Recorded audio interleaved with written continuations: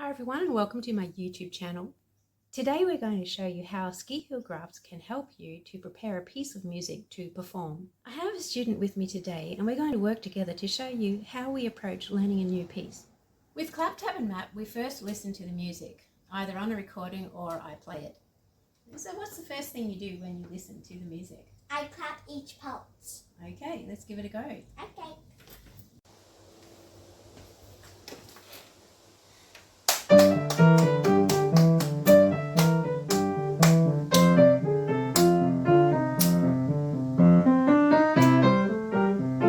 Thanks for doing that clapping.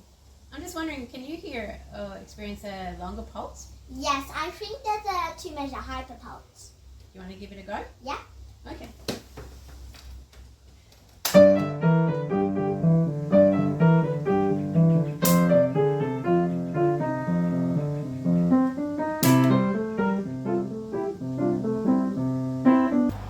Through clapping, students learn listening skills to be able to acknowledge and recognize different divisions of time, also known as pulses. Okay, so now you've done clap. What's next? Tap.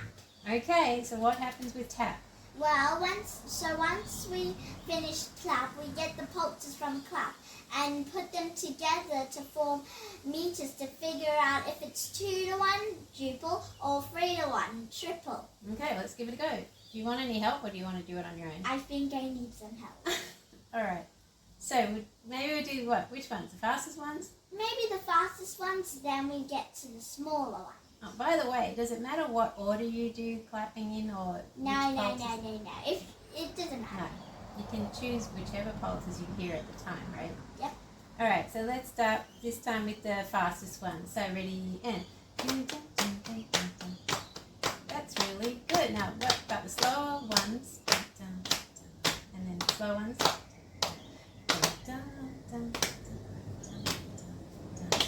Then we go slower. Okay, great. Right, so we've done clap and tap. What's next? Map. Okay, you want to give it a go over here on the board? Yep. All right. Okay, so now we've done clap, tap. Now we've got our next step, which is map. Okay. So I'm going to draw out the ski hill graph. So as we all know, we clapped out and heard a 2-measure hyperpulse, so we're going to draw that. After that, there's going to be a semi-brief. Then there's going to be a minimum. After the minimum's going to be a crotchet. And after the crotchet's going to be a quaver. Now let's write the fractions. So first, for the semi-brief, we do 1 out of 1. For the minimums, 1 out of 2. For the crotchet, 1 out of 4. And for the quaver, it's going to be 1 out of 8. And if you see, as we go down, we double it because it's duple meter. But if it goes to the right, we have to triple it. Now that we have the ski heel information, we can apply it to 2 main things. What are those things? Timing and expression. Are you going to show us how you do that? Yep. Okay. Now that I finished clap, tap, and map, I'm going to apply the information to the piece I'm about to play.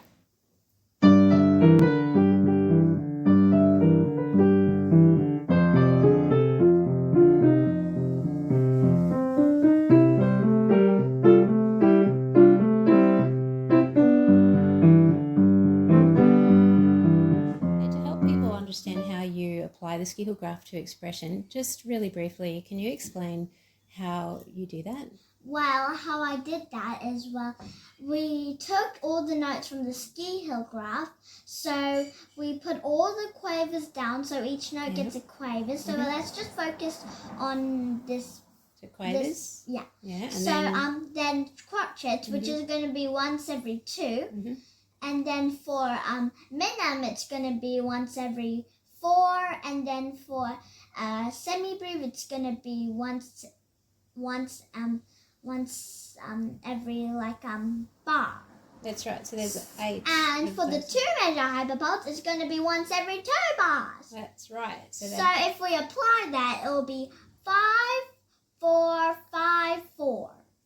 If we count, Okay. so if we count this, so let's say we wrote down this, and then we count 1, 2, 3, 4, 5. We write the number 5. 1, write the number 1.